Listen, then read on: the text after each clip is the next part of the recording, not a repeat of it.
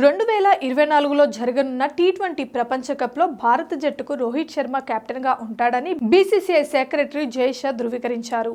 రోహిత్ శర్మ సారథ్యంలో టీ20 ప్రపంచ కప్ను భారత జట్టు కైవసం చేసుకుంటుందని ఆయన ఆశాభావం వ్యక్తం చేశారు. బుధవారం నిరంజన్ షా స్టేడియం ప్రారంభోత్సవం సందర్భంగా బీసీసీఐ కార్యదర్శి ఈ వార్తను ధృవీకరించారు. 2023 ప్రపంచ కప్ ఫైనల్లో మనం ఓడిపోయి ఉండవచ్చు, కానీ అక్కడ వరుసగా 10 మ్యాచ్లు గెలిచి ప్రజల హృదయాలను గెలుచుకున్నాం. రోహిత్ శర్మ సారథ్యంలో జరిగే 2024 టీ20 ప్రపంచ కప్ టైటిల్ను భారత్ గెలుస్తుందని నాకు నమ్మకం ఉంది. రోహిత్ శర్మ లేనప్పుడు హార్దిక్ పాండ్యా భారత టీ20 జట్టుకు నాయకత్వం వహిస్తున్నాడు.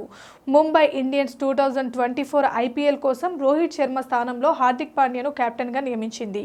ఆ తర్వాత 2024 టీ20 ప్రపంచ కప్లో భారత జట్టుకు హార్దిక్ పాండ్యా బాధ్యతలు నిర్వహిస్తారని ఊహాగానాలు వచ్చాయి. హార్దిక్ పాండ్యా 16 టీ20 ఇంటర్నేషనల్ మ్యాచ్లకు భారత జట్టుకు కెప్టెన్గా వ్యవహరించాడు. సూర్యకుమార్ యాదవ్ కూడా 7 మ్యాచ్ల్లో కెప్టెన్గా వ్యవహరించాడు. అయితే 2023 ప్రపంచ కప్లో బంగ్లాదేశ్తో జరిగిన మ్యాచ్ల్లో గాయపడిన తర్వాత హార్దిక్ పాండ్యా ఒక్క మ్యాచ్ కూడా ఆడలేదు.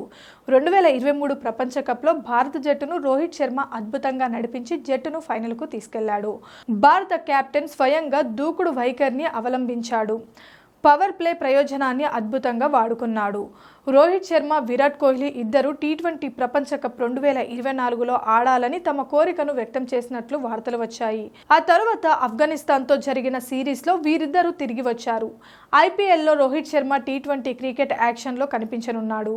Please subscribe Pragna Media. Please like, share, subscribe to Pragna Media. Pragna Media, please do like, share and subscribe. Please subscribe to Pragna Media. Please like, share and comment if you like the video. Pragna Media.